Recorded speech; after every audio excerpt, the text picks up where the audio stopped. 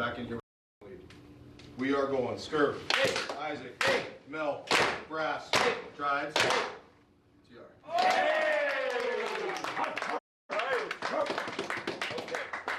Listen, guys, I don't want to be a sideshow. I'm going to work hard. If you guys, you know, I've gone over the systems and everything, whatever, just point me in the right direction. I take criticism well, especially in this situation, okay? Yeah. Appreciate the opportunity. Now let's go. Ignore all that shit and go out and win a hockey game. 100%. There's going to be a few martinis. I figured, when am I ever going to be in this position again? So I savored the moment. All right, let's shut the doors. Little players only time. And I bet you this guy, this is a positive players only. I bet you this guy's been in quite a few players only meetings and probably led the way with them. I love the smile. Love you, TR. Great story the other day. I got to ask you first off, what's a martini? Am I missing something here? What is that? That's my character in Shoresy. Name is Ted Hitchcock. And if you say it fast, I'll let you figure it out. And he likes to drink martinis, and he calls them martinis. There you go. Oh, here we go. I learned something here. But man, what a cool story there. And we were joking around about it the other day when this went down. First off, happy belated birthday. What a way to spend it. When this went down, I was like, if there was ever a betting line in this game for Terry Ryan to get in a fight, I would have bet the farm on it. And that's exactly what you did. Can you just talk about, take us through like how this even came about? Yeah, the odds on this, you know, the stars really had to align. So first of all, I got the call. I was out for my birthday. I was at a Growlers game. 5 of the guys are real good friends. 3 of them I've gone to world championships in ball hockey. I hurt my ankle real early, guys. It's a privilege to be on, by the way. I've followed both your careers. So I hurt my ankle. It was 2001. I shot it with cortisone. I played out my last 2 years because I loved playing hockey. My favorite 3 cities in the minors were Boise, Cincinnati, and Orlando, and I finished there knowing I'd never get back up.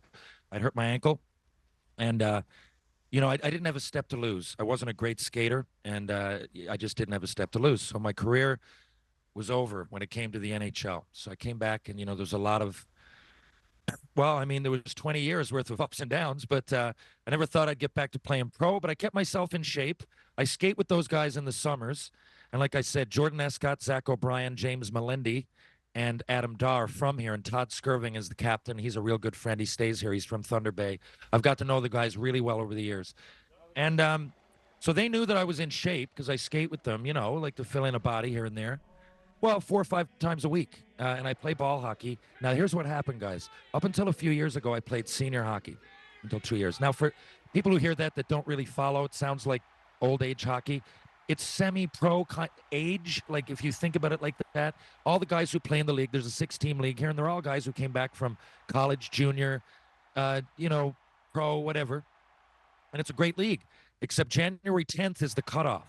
So if this game had happened on January 9th, we wouldn't have this conversation. But after January 10th, the boys want to go and win the Allen Cup, and each team gets ready for the Herder playoffs, and it's a big thing here. It's sold out.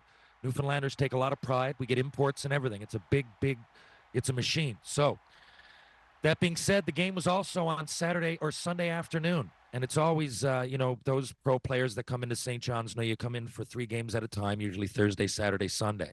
So after Saturday, not only did they have injuries, but there was a flu bug. So the game being at 4, it was tough to get a plane in here by then, right? And again, there wasn't many locals to pick from.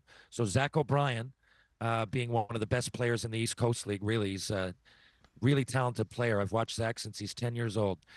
And we're real good friends now. Like I said, we go to the National Ball Hockey Championships every year. We got 6 silvers. We haven't got the gold. We got 6 silvers. So, you know, you get in those situations with people, and, you know, no matter if it's the NHL or it's ball hockey or whatever, you know, when pride is on the line and a national or world championship, you know, there's a bond there, you know, and you're athletes together. So Zach called, and I thought he was kidding. I hung up on him, to be honest.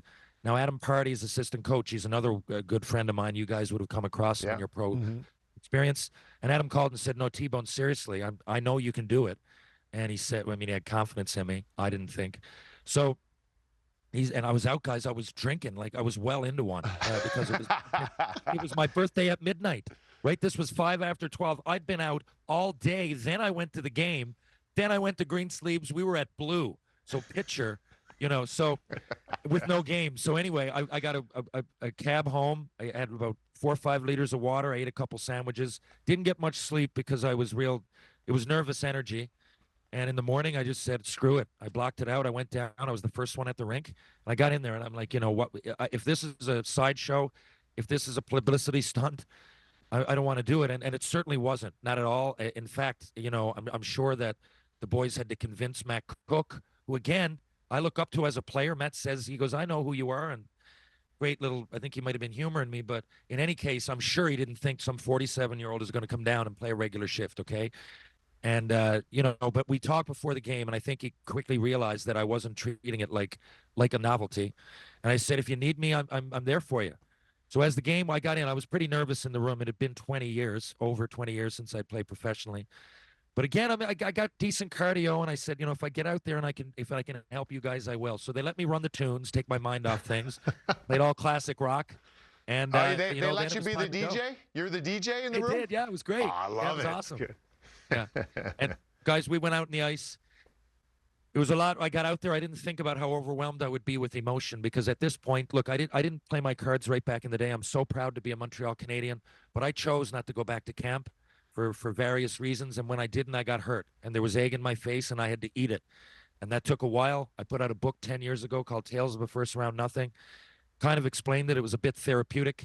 I'm not saying I needed this, but subconsciously, I didn't retire on my own terms, and I felt like I let a province down. I got the key to the city, but I was 8th overall in the world, right? A first-round pick, and so many people around here were hoping for so much and so much positive energy, and it all came crashing down, man. And you know, I'm an actor now, but I'm telling you, that was 6 years of working on locations, you know, jump how high kind of thing, like hard work, 15 hours a day. I talked my way into some stunts. Jason Momoa liked my book.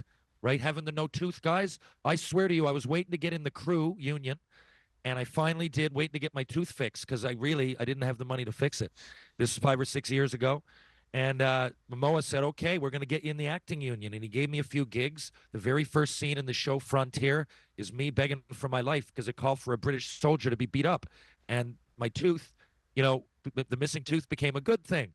And then, you know, after that, I was in the union. I'm still working crew, but I started to get gigs here and there, you know, playing a crackhead or a drug dealer or what it would be to someone that had no tooth. It's often about a look. Never any major acting, maybe a line here or there. But it was you know, a little compliment to my income coming in. And now I was crew with the odd stunt. Anyway, Letterkenny called, gave me a scene in 2019, which was what is now Ted Hitchcock on a very popular show called Shoresy. So all that had happened. You know, a lot of roller coaster ride there, like up, I'm down, I'm up, I'm down. I've got a daughter. My buddy B.J. Young passed away in 2006. I raised his son. You know, he was a player. He played a game for Detroit. We played in Red Deer and Tri-Cities together. We've known each other since we were 14 or 15. So, you know, there was events like that happened that transcended hockey, that put it further and further in the distance. And I was playing senior in ball hockey, but my pro career finally, especially with the book, was therapeutic. There was a bow on it. It was way, way back in the past. But still, I guess this opportunity I didn't see coming. So when I got onto the ice, there was people from my film life. There was people from kindergarten. There was people that flew from Toronto, Shoresy fans. They're very loyal Shoresy fans, Letterkenny fans. And all of a sudden, it's a Sunday afternoon game. We get good attendance here, but it's not normally sold out. And you could hear people, and they were chanting, and I was like, okay, take a deep breath. And the thing is, my daughter was there, guys, and I was overcome with emotion. I didn't want to let her down. I didn't want to let her friends down, because I'm thinking it's one thing to have cardio, but I've got to fit in. I can't be behind the play here. If I am, I'm going to embarrass myself and the province that were behind me so many years ago, and I can't leave it like this with egg on my face. So I know you didn't ask this, but the biggest thing, a lot had to go right. Okay, so we played the game, and first shift, Matt started me. God bless him. Started me. He didn't have to do that. And in the first shift, I had to make 2 hockey IQ plays immediately down in the corner, like quick plays. And then, you know, we broke out, and I'm down the ice, I'm back, and I realized, okay, I can keep up here. And it was like, they say riding a bike, but this was like riding a roller coaster, because, you know, I'm getting an adrenaline rush just fitting in with these guys. And they're my buddies. I go to the games. I'm proud to be a Growlers fan. So now I can't believe that I'm playing. Anyway, I was up a few times in the second, and I didn't get out there. Because of power plays and penalty kills. So Anyway, I went out for the third. I didn't expect anything. If it ended there, it would have been fine. It would have been fine, guys. It would have been nice to put on the jersey for my hometown team and go out as a Growler, right?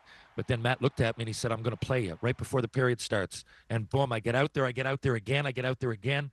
Now the fans, they're into it. They're chanting my name. I mean, I didn't ask for any of that. I didn't want to put anybody in a bad position. But I'm still a hockey player, and I got to play. They asked me to do a job, right? And in my mind, I'm going to play. I wasn't thinking about it anymore. I'm glad I had a few chips there to think, well, to get used to it. I don't know how many I had, 5 or 6 in the third period. And then on that last shift, I looked down and my good buddy James Melindy got tattooed and his helmet popped off.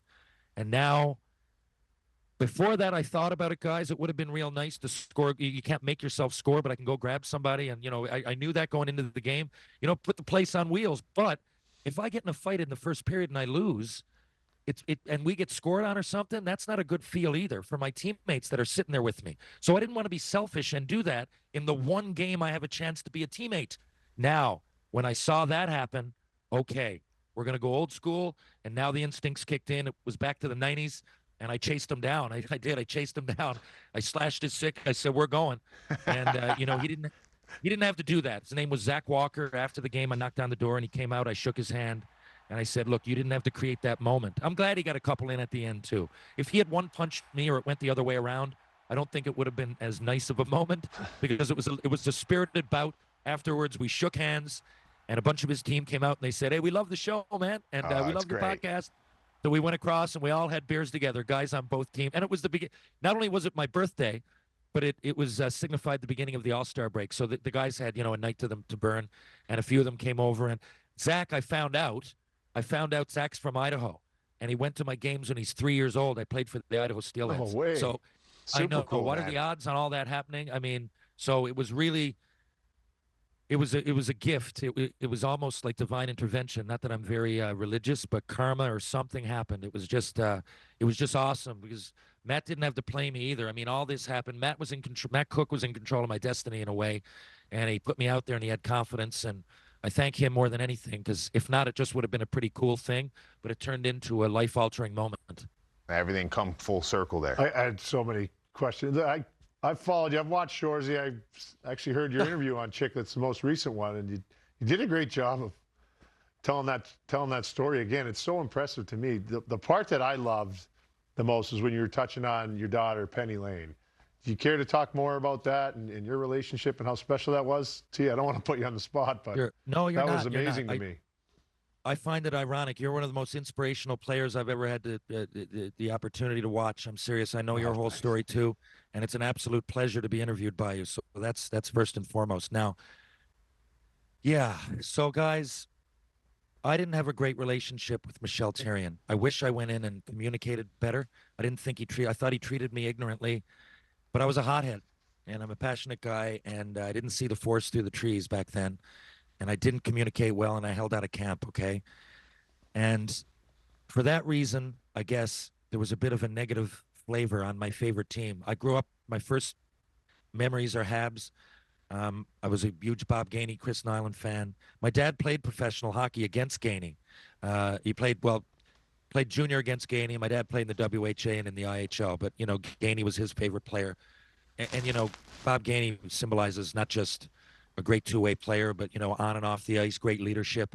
And I tried to, and I think Chris Nyland does too. He's a little bit more of a hothead, but I love Nyland, and I love the fact he had 20 goals, 200 minutes. And I would really try to model my game after that kind of thing, and I love the Habs. So as time went by, I couldn't stay upset at the Habs because of one experience with one person. And I'm the one that didn't go back to camp, me. So I had to really accept that, and it took a while.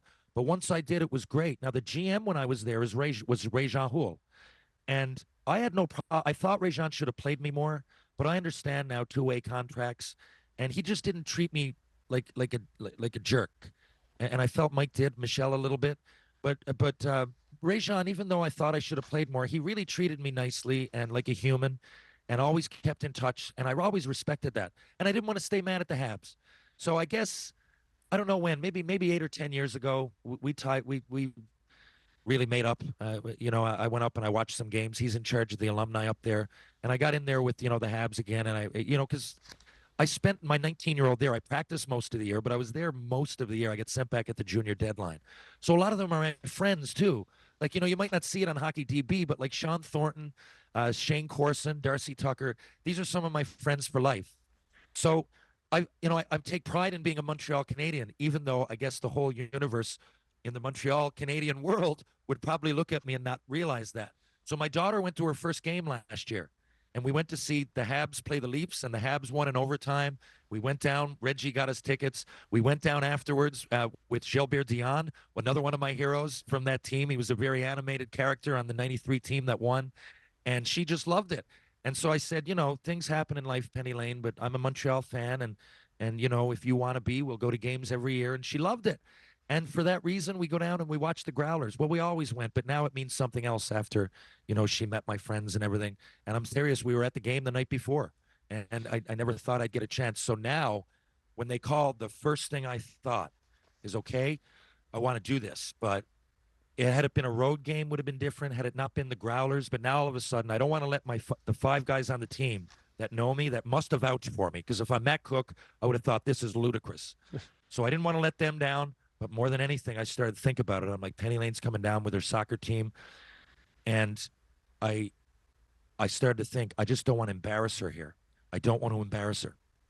So as the game went, I was very emotional about that. And I kept thinking, okay, and I'd make a good pass.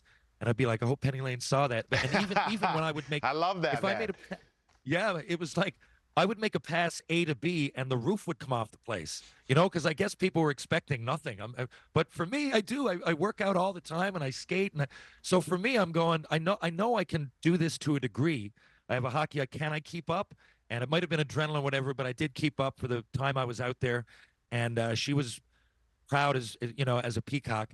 I came out after, and as I was skating around, I can't really relate it to anything but the end of Big Fish, because this guy, tells it. I don't know if I don't want to ruin the end of the movie, but a lot of people in his life come together that didn't know each other. That was the thing. I'm 47 now, and so all these groups of people there that never met each other, but they all had TR stories, and now they're all sitting together with my dad. And they're going, yeah, well, once in the film world, this happened. And someone's going, yeah, and when we were in junior, he grabbed this guy, and then someone else is telling the story. So it was like this big celebration of, it was a positive energy, something unique that literally people from all walks of life got to experience with me. And we all went across after the game. It was fans, it was relatives, and it was members of both teams telling stories. It was great. There was all kinds of connections to the past. Being the goalie for the other team was Martin Brodeur's son. And I would I sat out a lot in Montreal. I did get injured a lot, and most of my professional career, I watched from the stands for that reason. But I sat with his grandfather, who was the photographer in Montreal. So I watched all kinds of games with Mr. Brodeur. I called him. It was Martin's father and this kid's grandfather. And I mean, I got to know him really well because I sat out all the time, and he would sit with me and we'd get our meal. And so it was really, really, and he's passed away now, rest in peace, but it was really unique. And the referee guys, I can't remember his first name. His name is O'Rourke, and that's Dan O'Rourke's son. Dan O'Rourke is a referee in the NHL. He's an official in the NHL. Well, he played with me when I was 15 in Tri-Cities, and I got called up. He was there with his brother, Steve. So, and I'm looking over. I said, your name's not O'Rourke, is it, on the ice? And he goes, oh, yes. He goes, Danny's my dad. He said hi.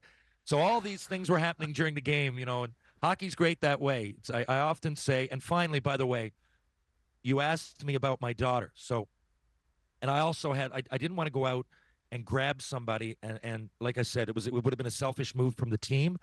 But I also have to have her know, I mean, why I did that. So I said to her, fighting isn't in your sport, and it never should be. She plays soccer, and I'm glad she didn't get into hockey. I didn't really force it because there was a lot of noise, being my. I said, at the time, I'm like, I know she's going to be an athlete. She's one of the best soccer players in the province. She's on the provincial team. So I said, I think being a teammate is the most important. I don't really care what sport it is. And I think there'll probably be noise around hockey. If she really, really begged me to play, I would have put her in it. But she plays soccer and basketball. So anyway, I said, there's a level of respect in hockey, and it goes way back. I said the beautiful thing about the game that we play is that it's so skilled. Think about it. You got to skate around. You could be the best stick handler in the world, and I play with a lot of them in ball hockey, but if you can't skate, you can't start. Now, you might be the best skater in the world, but you can't make a move like Patrick Kane.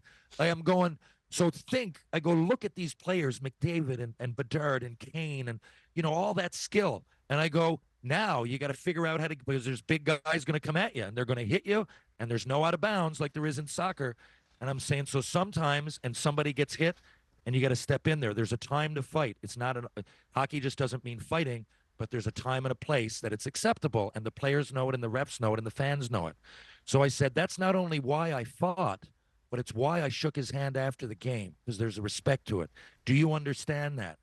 And she said, yeah, I totally understand it now. I didn't before this.